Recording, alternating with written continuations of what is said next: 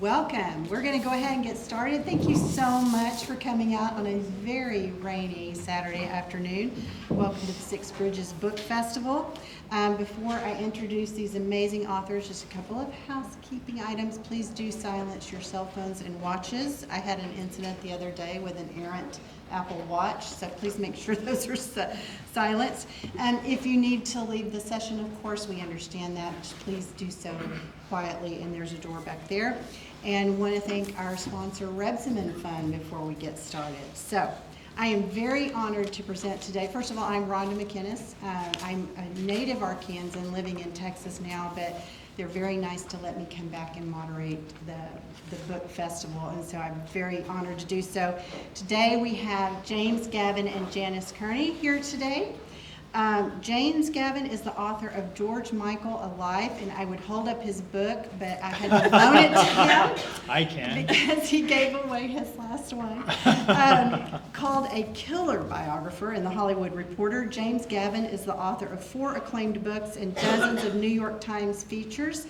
He is a worldwide public speaker, a Grammy nominee, and a recipient of 2 ASCAP Deems Taylor Virgil Thompson Awards for Excellence in Music Journalism. Before the release of the biography we're discussing today, which is about the wonderful George Michael, he has authored biographies of Peggy Lee, Lena Horne, and Chet Baker. Manhattan-born and a graduate of Fordham University, James is a much-published freelance journalist. Aside from the New York Times, he has written for Vanity Fair, Times Out New York, The Daily Beast, and Jazz Times. In addition to writing, he's appeared in several documentaries and made numerous radio and television appearances.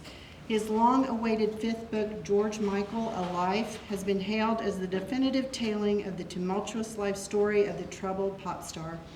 People magazine chose it as one of its top 10 summer reads.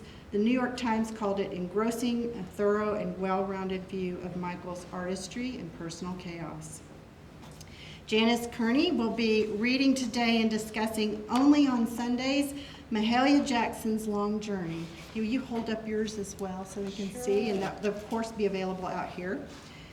Janis Faye Kearney grew up in rural Arkansas, the daughter of cotton sharecroppers. This author and publisher writes stories about hers and other Southerners' lives through short stories, memoir, autobiography, biography, and fiction. Janis served as publisher of the historical Arkansas State Press, founded by civil rights legend Daisy Gaston Bates and Elsie Bates. Later, from 1995 to 2001, she served as presidential diarist to U.S. President Bill Clinton. After leaving Washington, D.C., Janis wrote several books and founded a publishing company. In 2014, after the death of literary icon Maya Angelou, she founded the Celebrate Maya Project, a 501c3 nonprofit which serves as a bridge for young people in search of their own voices and a forum for youth to learn their history and create their own stories through writing workshops, literary competition, and public forums. Janis was inducted to the Arkansas Writers Hall of Fame in 2016 and in 2014 received the prestigious University of Arkansas Lemke Journalism Award. She resides here in Little Rock. Only on Sundays is a relook at Mahalia Jackson, America's Queen of Gospel, from the perspective of an African American and Southern woman. It chronicles the story of young Haley, who loved to sing and dance and play baseball, up through her 30 years as America's Queen of Gospel, who healed others with her songs and her stories, and was a passionate advocate for social justice. Welcome, Janis and James. We're so And our format today is they're going to give a brief excerpt from each of their books that is special to them. And then we're going to engage in some dialogue and questions, and then we'll open it up and leave time for you all to ask your questions. So we flipped a coin, basically. Not really. And James is going to go first. So if you want to go ahead and read for us. Thank you, first of all of you, for being here. It's just, I live in New York, and I'm so happy to look out into all of your faces. So thank you. In early 2016, after 33 years of near ubiquity in the UK press, George Michael, age 53, vanished from public sight. For years, one of British pop's favorite sons had sent out as many as a dozen tweets a day from his various homes in London and from dressing rooms, limousines, and posh vacation spots. But on February 11th, he posted his last tweet from months to come. "Hi, lovelies," it read. "Enjoy this playlist on Valentine's Day." The Spotify link he shared didn't send listeners to Faith, I Want Your Sex, or any of his other dance hits about romantic and physical obsession, which were favorite subjects of his. Instead, he called the playlist Heartbreak by George Michael. The songs ranged from Last Christmas, the vengeful tearjerker he had written at 20 as half of England's premier boy band, Wham!, to Jesus to a Child, an elegy for the love of his life, Anselmo Filippo, who had died of AIDS years before Michael was out of the closet. To the Billie Holiday lament, You've Changed, featured in his last touring show, Symphonica, in 2012 and 2013. The tweet was a smoke signal from a man in despair, yet almost no one perceived it as that. Not even in the wake of a series of public scandals and accidents, one of which had left him in a bloody heap on a London expressway. Memories lingered of Michael in his late 80s heyday, a butch, stubbly, leather-jacketed pinup boy who had become one of the hottest pop stars in the world. It had always been his gift to raise people's spirits, to make them feel less alone. Just the mention of his name made people smile. Even when Michael was at his darkest, Danny Cummings, his longtime percussionist, felt a healing power in his voice. It had a frequency in it that was very sweet to the ear, angelic, he said.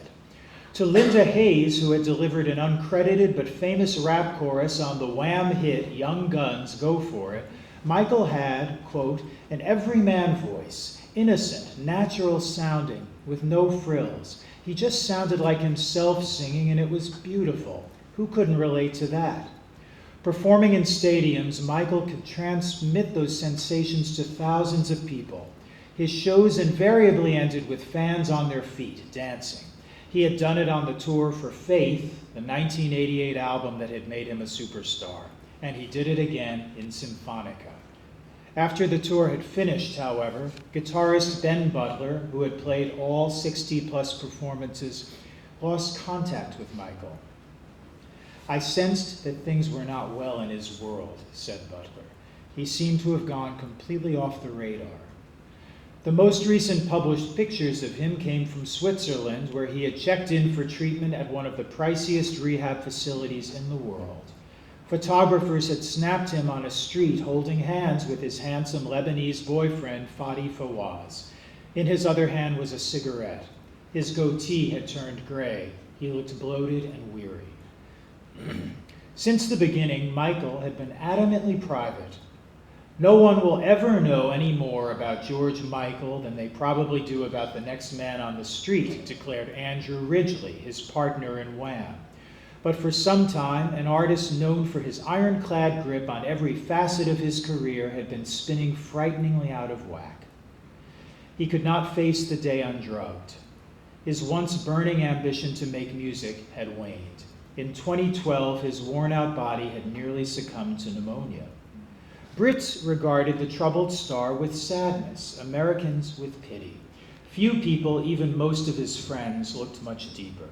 When you thought of George Michael, wrote Dan Aquilante in the New York Post, you thought of this carefully crafted image, amply displayed in his groundbreaking videos. To Johnny Douglas, one of his recording engineers, Michael was, quote, the most beautiful human being on earth. At the same time, Douglas added, he was the white male soul singer that I think every British lad aspired to be. Yet Michael himself was a confusion. In interview after interview, he spoke of his longing to be embraced as a serious artist. His top 10 single, Freedom 90, found him pleading to be seen for who he really was. Sometimes the clothes do not make the man, he warned. But fame and its trappings had consumed him since childhood. He defined himself not as a singer-songwriter, but as a pop star, which to Michael was a synonym for king. Yet he sang about freedom with his eyes hidden behind dark glasses. Writer Richard Smith saw numerous Michaels on display, none of them quite convincing. He always appears to be creating some new fantasy self, said Smith, and as soon as that betrays him, he tries to kill it off, but then creates a new one to take its place. David Geffen, whose mid-90s record label, DreamWorks SKG, released the singer's most candid album, Older, sensed a man in deep discomfort with all he had fought to attain. He never seemed to be able to live in the career he created for himself, said Gavin. Michael yearned to hide, yet stood on gigantic stages in front of thousands. The front door to his home in the fashionable London neighborhood of Highgate was clearly visible from a low gate in a few feet in front of it. Anyone could see his comings and goings or wait there for an autograph. He nearly always obliged with a smile, for Michael was a gentleman. It was impossible not to like him, said David Bartolome, one of the countless photographers who took his picture. Yet most of the time, Michael couldn't bear to look at his own face. A companion of his since Wham called the singer a sad, angry little boy. Friends such as Chris Cameron, his longtime keyboardist and musical director, were very worried about him. Cameron overheard a tense exchange between Michael and his manager, Andy Stevens, over Michael's self-destruction. The singer lashed out, "Stop trying to save me from myself." Oh, thank you, James. Janis, you want to read from yours? Sure. And let me just preface this by saying this is shortly after Mahalia left New Orleans and moved to Chicago, and she's joined this group at her church. She's a part of this group, and someone talks her into going to take music lessons, and I'm going to just read this exchange. Mahalia and Louise was the other girl in the group, put food on their trays and went to a nearby table to eat. Mahalia looked over at a friend and sighed. I might as well go into the lion's den with a hearty meal under my belt. The two girls laughed. "Oh, you're not the one who needs to be worrying, Haley. You'll for sure become Professor Dubois' star student." "Humph, I don't know about that," said Haley, adding, "Louise, I'm scared. I never let nobody tell me how to sing before." "Scared? Why in the world? You're the Johnson Gospel Singers star. People come out just to see you, Mahalia." Haley didn't seem appeased. When the teenagers arrived at Professor Dubois' studio, he was finishing a lesson with another young woman. When she left, he turned to Louise and Haley. "So which one of you is Miss Jackson?" Haley put her hand up shyly. "That's me, sir." The music teacher nodded over at her. He was a tall, light-skinned man who stood proper-like as if he slept on a board, and he used extra proper speech. Haley didn't have a good feeling. Something told her this might not be for her. "And you're Miss Barry?" "Yes, sir, Louise Barry." He nodded and sat down at his piano. "Miss Jackson, what would you like to sing, Miss Jackson, to show me what sort of voice you have?" "I'd like to sing one of those songs we used to sing down home when I was a kid." Mahalia took her place near the piano. Oh, how she longed for a pipe organ. Since she'd been at Greater Salem, she'd fallen in love with how the organ matched her singing so well, accompanying her while letting her do all the little improvisations she loved to do. "Where in the South are you from, Miss Jackson?" "New Orleans." "Oh, I see," he said, staring down at the piano keys. "One thing I find I have to work on with colored singers who come from the South is you can get them out of the South, but it's a job getting the South out of them. When they come up north," he offered a small laugh. "Here's something you're probably familiar with. Standing in the Need of Prayer." He handed Haley the sheet music. She stared at the black notes, too embarrassed to tell the professor she couldn't read music. Maybe she wouldn't have to, since she knew the song. She had sang it many times at Mount Moriah Baptist Church down in New Orleans. The teacher began playing. Haley watched the long, thin fingers play the music before she took a big breath and closed her eyes. It's me, oh Lord." Just as she began the next line, she heard the man groan. Opening her eyes, she saw him shake his head. He continued playing, and she kept singing. The music stopped. She opened her eyes to see the professor sitting stiffly at the piano, his hands on his thighs. "Miss Jackson, you're over singing, getting in the way of the song. Look at me." He clasped his hands in front of him and began rolling out the song slowly, like sweet cane syrup, with a hangdog look on his face. Haley tried it his way, over and over and over. "Let's let Miss Barry try it now," the professor suggested as he took the sheet of music from Mahalia and handed it to her friend. As he began playing, Mahalia watched as her friend clasped her hands together just as the professor had. Louise looked up into the clouds when she sang. She didn't close her eyes. She sang each word distinctly. Imitating the professor, Haley had to admit the girl had a sweet voice. "All right, thank you, Miss Barry. Very well done," the professor said. "Do you hear what I mean, Miss Jackson? She's not fighting with the song. She's letting the song lead her. That's what I need you to do. Can you do that? I think you can with proper training, but you have to be willing to become a cultured singer and leave the country singing down there in the country. Now, are you ready to try again?" he asked, this time with a softer tone. Not waiting for her answer, he began playing. Haley clasped her hands before her as he had suggested and began to sing. She even tried slowing down her natural singing tempo, but something inside her wouldn't allow it. Slowly but surely, the song picked up the beat as she continued to sing. When she opened her eyes just a little, she saw the professor again shaking his head. Again, he abruptly stopped playing, this time banging out the final note. "Please stop, Miss Jackson. I really need you to slow down, and I need you to try pronouncing the words so cultured Negro people and white people can understand you. Please don't sing in a way that a lot of people won't appreciate." If Haley Jackson could have turned colors, she would have. She was embarrassed, but even more so, hurt. Such hateful words, and in front of her friend. She couldn't make herself respond. The man looked in her face and must have realized how deeply his words had cut. "I'm sorry, but you are doing everything wrong. Miss Jackson, I'm sorry that no one has told you this before, but I can barely understand your words. You breathe in and out at the wrong time, and you hold your notes far too long, and that bounce. Lord, you have to get rid of that bounce." "Yes, I'll try." The practice session didn't get easier for Haley, and she knew it wasn't easy for Professor Dubois. He was trying all he knew to try. "All right, thank you both for coming. I expect to see you back here next week at the same time." I'm going to stop there and just tell you he didn't see her again. That was a hard. Has anyone heard of Louise Barry and her singing career? No. Mahalia Jackson, this professor. What a marvelous evocation of how she became the great artist that Yes. she was. Never got rid of that bounce.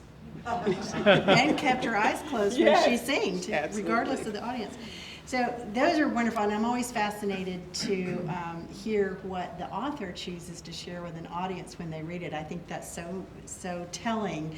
And we talked briefly before we came out here today that there were really some themes that ran through both George Michael's and Mahalia Jackson's stories. And so some of my questions before we get to yours are going to go around those themes.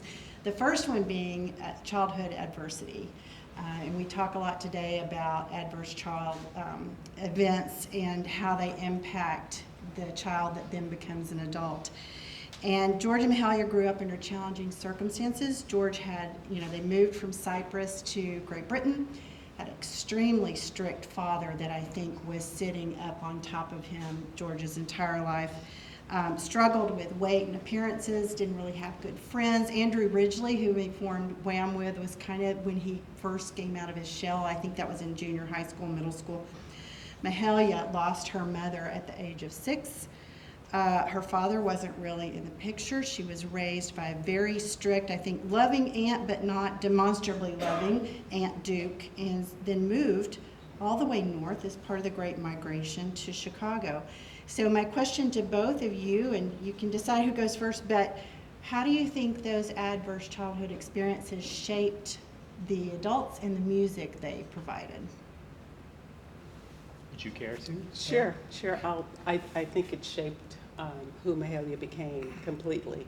And that's one thing I like about writing biography or sharing stories, is that I like to tell the whole story of how that child became an adult and how that all interacted. And absolutely, her losing her mother at 6 years old, I think, haunted her for the rest of her life. As I went through researching, learning as much as I could about Mahalia, I think throughout her life, she had something missing. There was a hole in her. Nothing could fill it. No friends, no husbands. She couldn't have children. So there was something that was missed. Maybe today, if she had lost her mother at 6 years old, there could have been more work to make her allow her to overcome the trauma that impacted, but she didn't. She had Aunt Duke, and Aunt Duke was wonderful. She loved her. She wanted to make sure that she grew up to be a God-fearing child, but Aunt Duke was also very structured. She didn't, emotions just didn't play a lot in the way that she raised her both Mahalia and her brother Peter. And one of the things that I think affected her a lot was the fact that Aunt Duke took her out of school so early, 4th grade, and she became a worker. I mean, she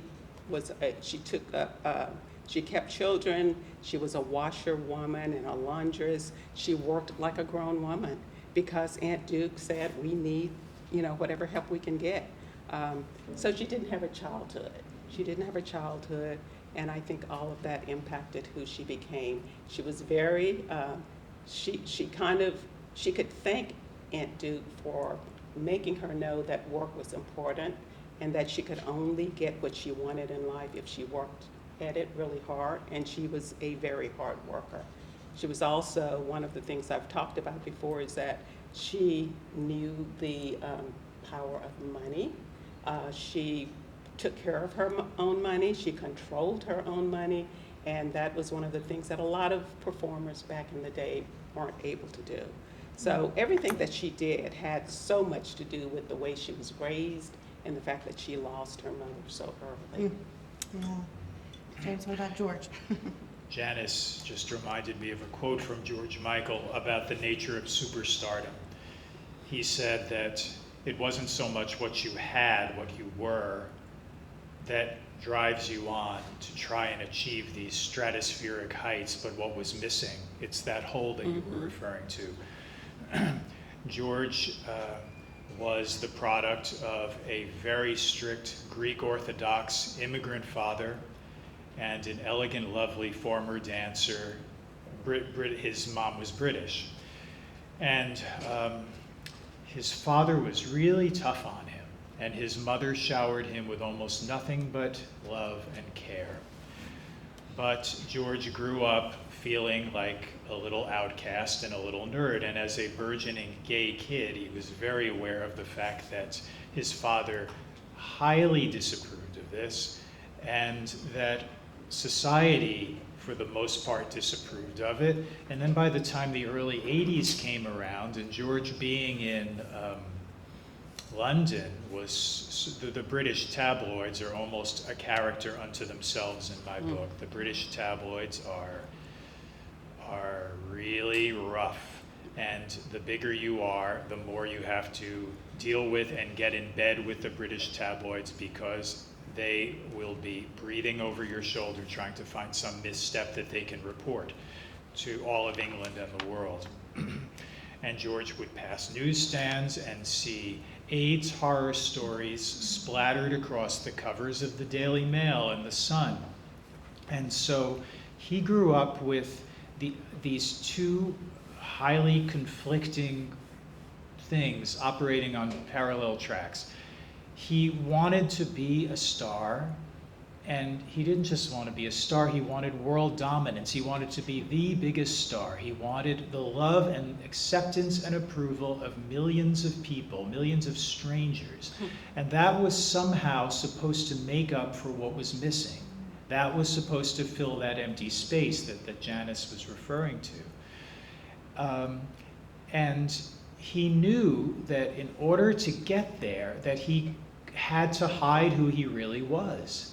And he wound up creating this George Michael character that wasn't real, but it was what he had to do. That was the deal that George made with the devil. Mhm.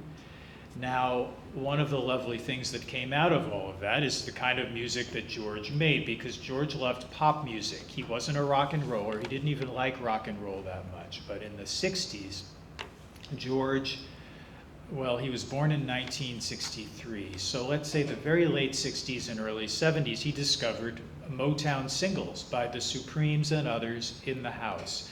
And he absolutely flipped out over that music.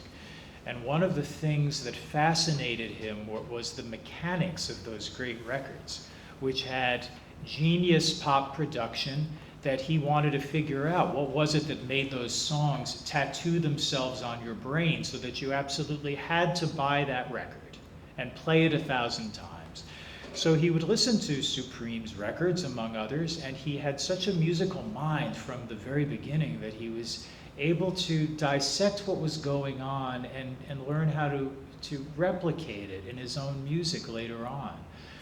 But I would say that the same thing that drove him forward to reach such incredible heights was the same thing that tore him down later on, because George spent the first half of his life creating George Michael and the second half of his life destroying George Michael.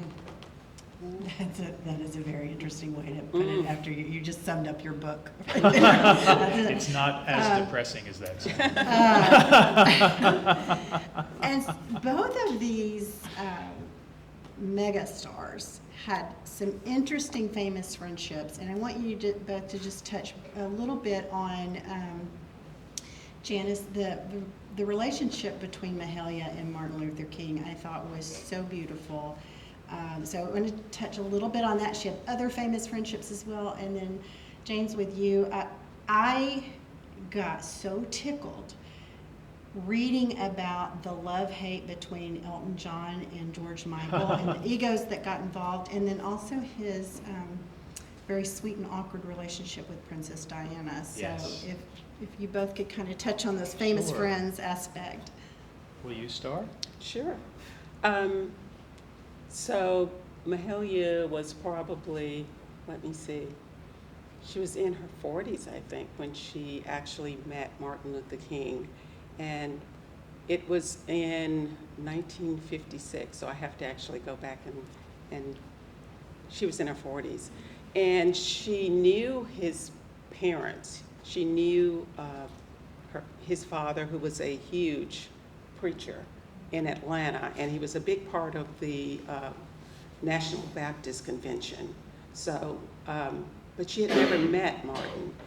So she was singing. She became a huge star at the National Baptist Convention, and every year they invited her to come and sing and kind of run the whole musical part of that.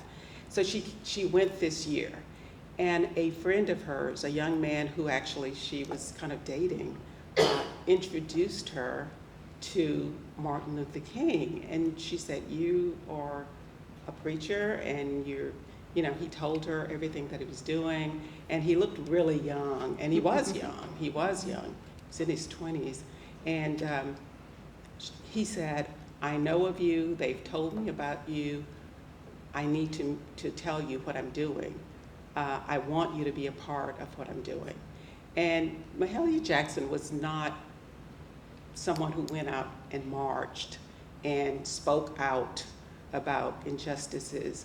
She was a person who believed in right and justice and all that, but she had never been vocal about it. But Reverend King sat her down. They went to her house and they had a long, long meeting. And he told her that she had a responsibility, that her voice was powerful, people believed in her, and that her responsibility was to do something with that voice, to use her voice, to use that natural charisma that she had to help make this world better. He told her all the things that he was doing. At the time, he was doing work in Selma, and he wanted her to come down and work with him and to sing at the meetings. And she said, I can't do that. I've got all these different things I have to do. I have a full schedule. But of course, he convinced her. And so she did, and I write about that whole experience. It's pretty funny in a way, but it's something that she had never done before. And after that, they became very, very close. And she did everything in her power to help Martin Luther King do his work, his civil rights work.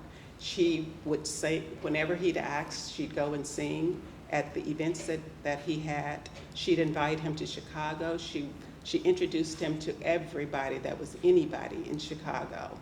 She introduced him to Mayor Daley. And that's an interesting relationship. But Mayor Daley and Mahalia were very close.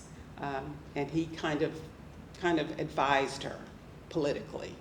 And he wasn't real high on Martin Luther King, but Mahalia actually brought them together and said, look, this is a good man, he's doing good work, and I know that really you believe in some of the same things that he does. So they ended up working together, and he did many things with Martin Luther King. So that relationship became very, very close.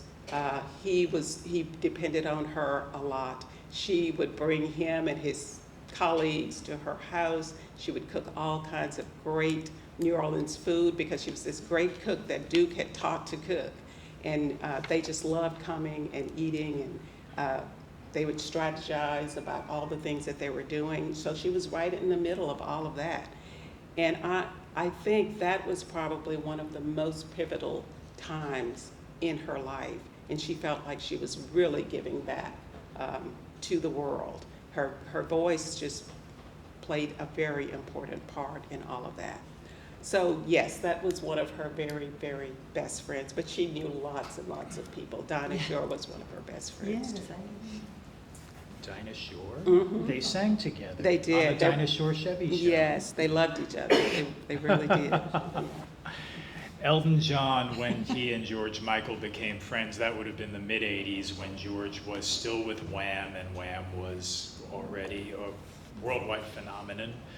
Elton loved, and I'm sure to this day still loves to be around celebrities and the most famous happening people that he possibly could, and he recognized all of that in George Michael, who at that time was 21, 22 years old.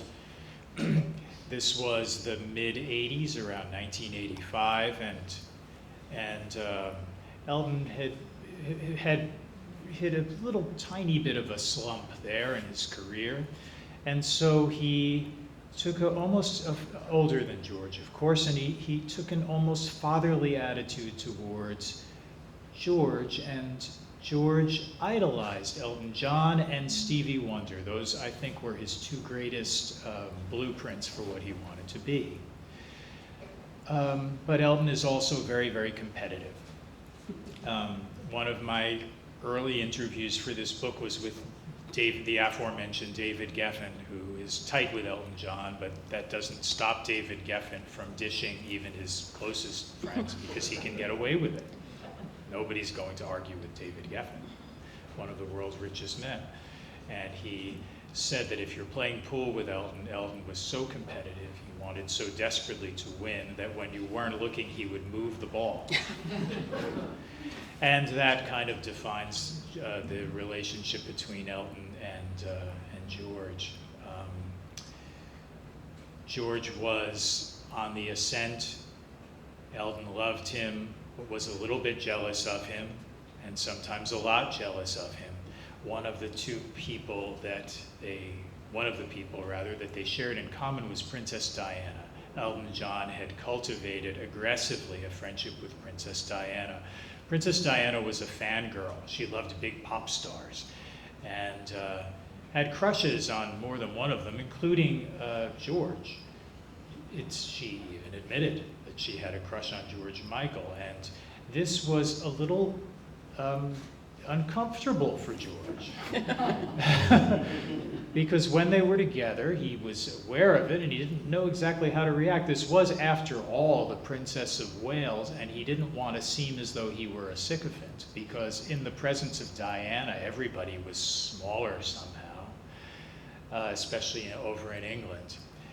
George and Diana liked each other very much, but he walked on eggshells around her, and as she did around him. This was not a consideration for Elton at all.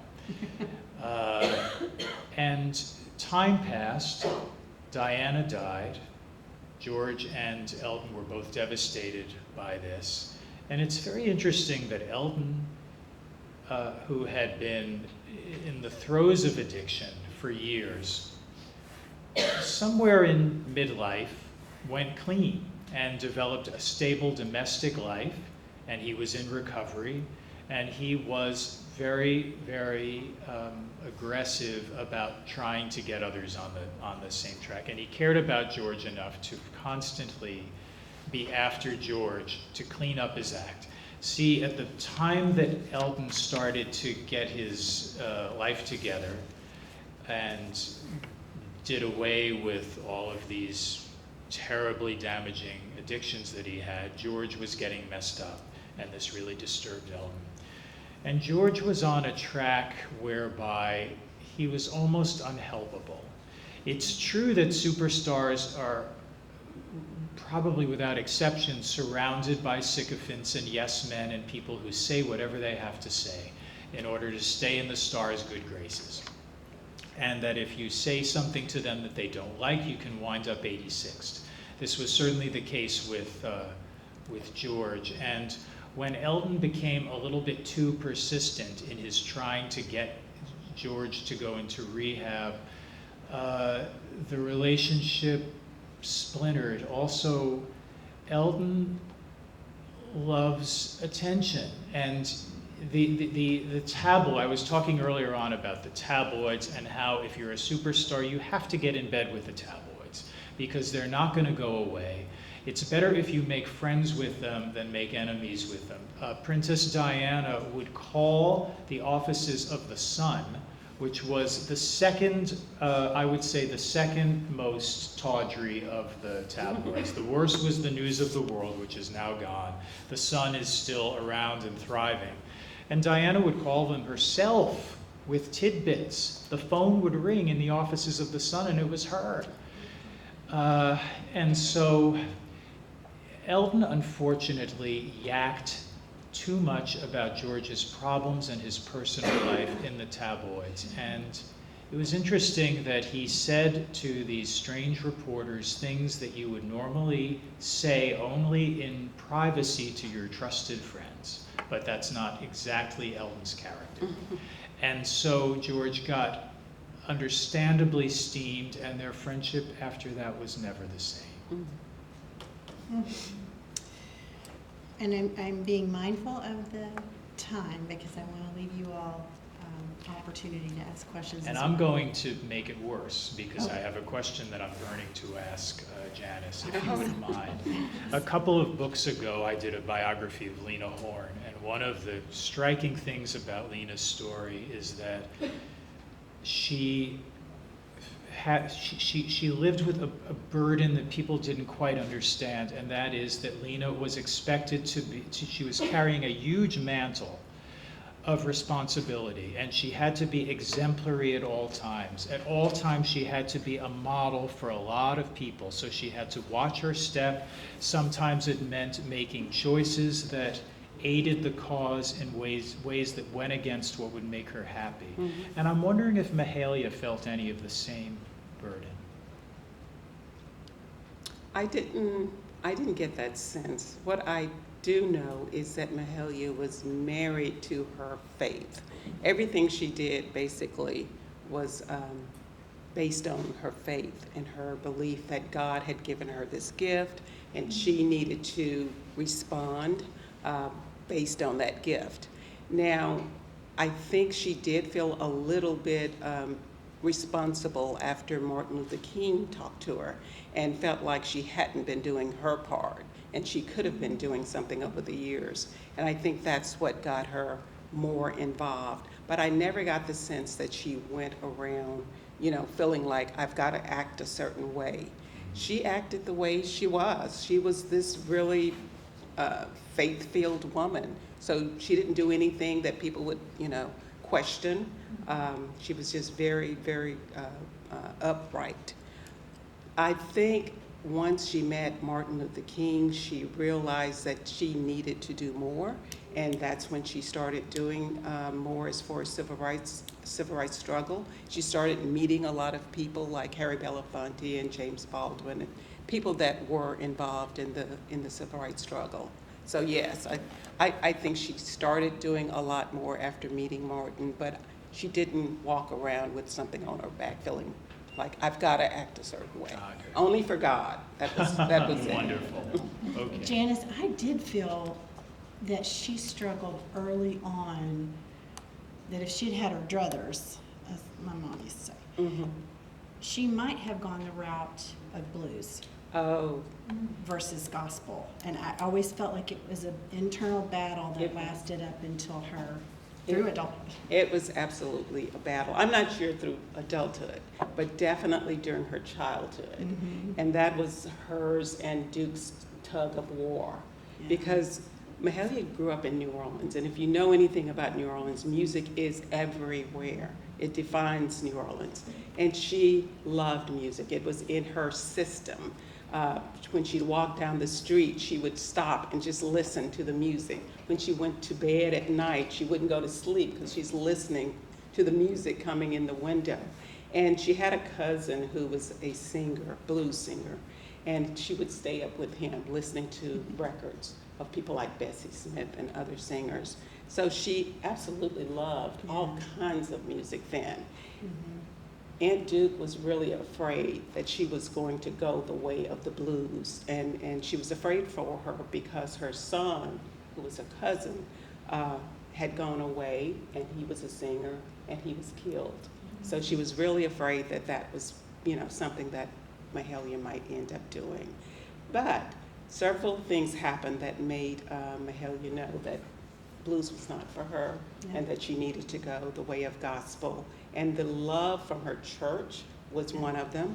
And the other thing was that some of the people that she admired so much were gospel singers. So she made up her mind, this is the way I'm going to go. And she did it before she became an adult. Mm. I want to touch briefly because both of your folks died such untimely young deaths. George died at 53, Mahalia died at 60. I can tell you at my age, those seem like real babies. So, and George has had this mystery around. I kept waiting for the pages to see if there were going to be some charges involved with his then boyfriend. Janis and I were talking before the session today. I was so frustrated in reading, especially about the last 10 years of her life. I felt like she kept trying to tell doctors that things were wrong. She was intuiting things were wrong, and there were no medical homes back then or a primary care physician, and no one was sort of managing her situation. And so if both of you kind of want to touch on what I think are very untimely, tragic deaths. You go first. George had been on this, as I mentioned earlier, this self-destructive streak from the mid-90s at least. He became, after the loss of the love of his life of AIDS in 1993, and then 4 years later, his beloved mother Leslie died prematurely of cancer. And George felt that these two angels, and he did perceive them as angels, had been snatched away from him. And it made him feel as though the universe were really out to get him. And he, at that point, really couldn't face the day unstoned. He became a full-time stoner pot in the mid-90s, and then he moved on to the harder stuff. And his self-destruction just escalated from that point on. he had this burning emptiness, this hole, this pain inside him, this extremely low self-hatred, really. He just didn't like what he saw in the mirror. And if that is the way you feel, then no amount of screaming fans the world over, no amount of accolades and no amount of money are really going to make you feel that you're okay. And unfortunately, try as he did, he could not get the better of this. In the prologue that I read earlier, in the last year and a half of his life, more or less, he spent a good deal of it at a rehab facility in Switzerland, a very fashionable, fancy, and exorbitantly expensive rehab facility. It didn't work. It didn't take. I think, so intent was George upon. By the end, he was done. He was spent. He had given all that he had to give. As an artist, his story was complete. It's not as though his death at the age of 53, of somewhat mysterious but most surely drug-related causes, it's not as though, very often when a great artist dies, the world is in mourning, and you will hear it said, we've been robbed, what a loss, we've been robbed of this great artist who had so much more to give. But it's not always true that they had more to give. Sometimes they've given everything that they had to give. I think Mahalia had a lot more to give. George, I don't think so. And so when he finally bailed, his story was perfectly framed. He had made his contribution. He was just done, and he was gone. And the wonderful thing about Mahalia recorded so many. I have lost count of the number of albums of hers that I had. She was so heavily recorded, thank God. George only made about, 6 albums under his own name, and then the Wham phase, and then doodads, singles, and videos, and so forth. But the body of work is not large, but it is complete. And it contains songs in it that are just engraved on people's hearts. The entire world over, there are songs of George Michael's that everybody knows. And what a fantastic way to remember him. And I would say about Mahalia, I'm not sure that it wasn't time for her to go, but you are right, Rhonda, that she had lots of doctors over the years. She went from one doctor to the next. Some of it, a lot of people believe that she was a hypochondriac and that it was all in her mind. But there was something going on, and nobody really could tell her what it is. She went probably for 10 years, over and over. Every place she went, if she was in California, she had a doctor. In Chicago, she had a doctor. In New York, she had a doctor. And it's really started happening, I guess, in her 40s. I believe that she had really worked herself to death, basically. She had worked so hard. Some of it was physical, some of it was mental, some of it was the fact that there was trauma. We talk now about racial trauma. There's no question in my mind that a lot of what she was suffering from was all the things that she had to go through as a Black woman performer in the 40s, in the 50s, in the 60s. She experienced some unbelievably terrible experiences around race, around being a woman. She had to fight for everything that she got. Nothing came easy for her, so she had to fight. So a lot of what she was experiencing physically was also trauma that she went through. But no, the medical services weren't what they hopefully would be now. She went back and forth to one doctor who had serviced her for many, many years, and he finally gave up and turned her over to someone else. And in the end, she was taking hundreds of pills. So, I wasn't clear on what those pills were, but I'm sure some of them were not good for her. And when she got sick, They couldn't save her. They couldn't save her. She would go to the hospital. She would stay for maybe a week, and they'd send her back home. And finally, she ended up dying. And again, the people around her, Mahalia was controlling. She knew what was best for her. So if someone tried to tell her, Mahalia, you should go to this doctor and let them look, she wouldn't listen. So people stopped trying to tell her what she should do. So she died because of a lot of things. Yeah. Not the best care from the medical services, but also and experiencing things as a Black woman. Oh my goodness, I can't believe the time is going so fast. We've got just about 10 minutes left, unfortunately, but they will be available out there to sign their books and talk. So does anyone have any questions? Oh, I'm sorry, you had a question, didn't you? It's not a question so much as a comment. One quality that they both had, George and Mahalia, in common is they were swinging. Mahalia, when she began to sing at the Newport Jazz Festival, fit right in at the Newport Jazz Festival. That was that bounce that the professor talked about. Didn't it? That he tried to get rid of. Didn't it rain? Yes. Swing it. Yes. And George Michael in the late 90s recorded an album of standards, as many pop stars have.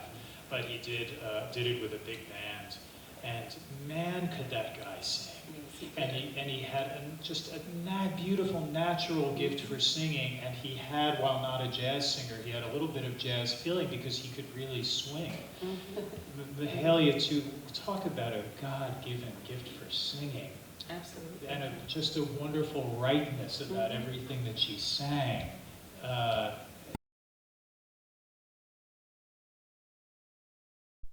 can't wait to read it. But anyway. Anyone have a question? Do you have a microphone or do you need it?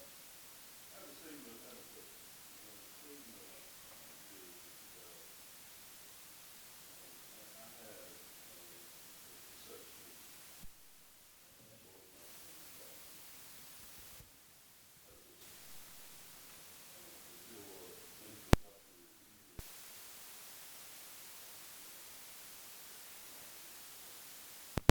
I put it all into perspective for me.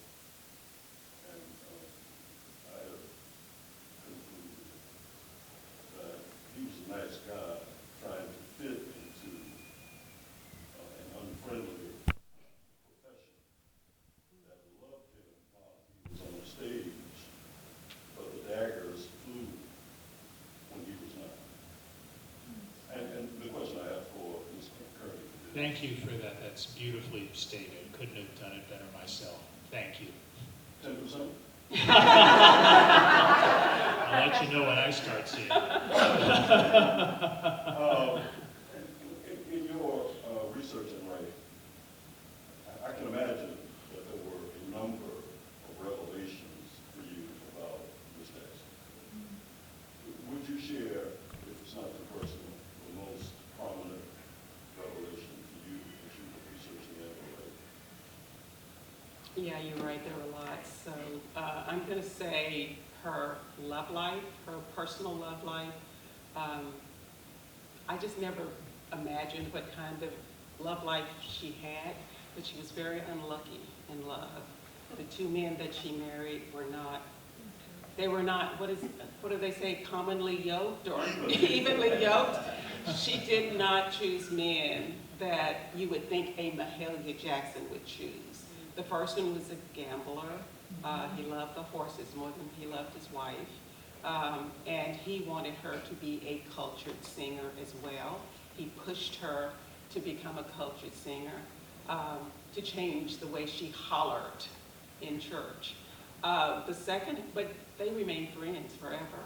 The second husband was a very, very good-looking musician from California, who she met on one of her trips to California, who was everything she had ever dreamed about in a man. And she was in her late middle age by then, and she fell in love with this man and married him, and it just came out that he was there for whatever he could get out of the marriage. And she ended up having a very ugly, very nasty divorce from him. So God did not bless her with good marriages or good men in her life. And the other thing is she always wanted children, and she could not have children. And I think that was one of the, the saddest parts, because she loved children so much. Last summer, the rep put on Marie and Rosetta, Uh-huh. and Mahalia plays a part in that That's right. storyline. Yeah, but I've slept since then. Were they, I know they were contemporaries, but did they have a friendship? Did they have a relation at all? Not that I found in anything that I did. I don't think so. Not a close relationship anyway. And that's Rosetta Tharpe? I mean, is that sister Rosetta Tharpe. Okay. Interesting. Yeah. Yeah, this is for James. I was wondering, I was listening to George Michael this morning driving around, and I'd heard Freedom 90 is one of my favorite songs by him, but I always thought it was just about the music industry. But then I thought, because we met last night at another event and he was talking about the book some, I was wondering, was Freedom 90 also under the surface like a hidden thing, like him screaming wanting to come out? Because he says all that stuff about, I thought you should know there's a secret deep inside of me, and all that stuff. I mean, or was it just about fame, that song? It wasn't just about fame. It was about the entirety of this George Michael doll that he had created, that he was yearning to break free from because it wasn't true. The word freedom has enormous irony in the George Michael story because he lived inside a cage of his own making. And it had made him one of the richest men in England and one of the biggest stars in the world, and yet and all of that stuff is supposed to bring you happiness, right? And it doesn't often work out that way. George, during the Faith tour, for his first huge solo album, which was 1988, and he was playing arenas all over the world, and it was the biggest grossing tour of that year. And he was supposedly reveling in the triumph of his lifelong dreams. And thousands upon thousands of girls were screaming for him, and his entire life was now under the microscope. Everything that he did was now being scrutinized, and people started to get a sense that he was hiding something, and it was really hard for him. And so the song Freedom 90 was the first indication that George gave that he wanted to bust free of this cage that he was in. We've got 2 minutes. You have a question? One question is Yeah. for Janis. I understand that you refer to this book as a work of creative nonfiction and not a biography, and that you say that that genre must absolutely be the truth of trade and impact of storytelling. So would you share with us why that's important to you and why you wanted to share that with your readers? I think it's because I think of myself as a storyteller more than I do a biography. I'm certainly not a historian. So when I research and study a subject, I want to tell their story. I don't want to regurgitate what someone else wrote in a history book or somewhere else. I want to write it as a story that I'm sharing with the world. Now, I do know that I always have to stay as close to truth as I possibly can. But being the creative nonfiction allows me to do a lot of imagination of what they're thinking and what they're saying. And when I don't know exactly what they said, then I can look back at what patterns of speaking, how they dealt with issues. And I can use that to create my own story about them. So I wanted the readers to know that because I didn't want them to think that I was even attempting to write a scientific, clinical biography. I am telling her story. Thank you for that. Thank you so much for attending today. So much appreciation to Janis and James for sharing your words with us, the stories with us. And thank you for your beautiful, thoughtful questions and Yes. for reading our books and Yes. My asking pleasure. such Bye. thought-provoking questions. You're great. Thank you.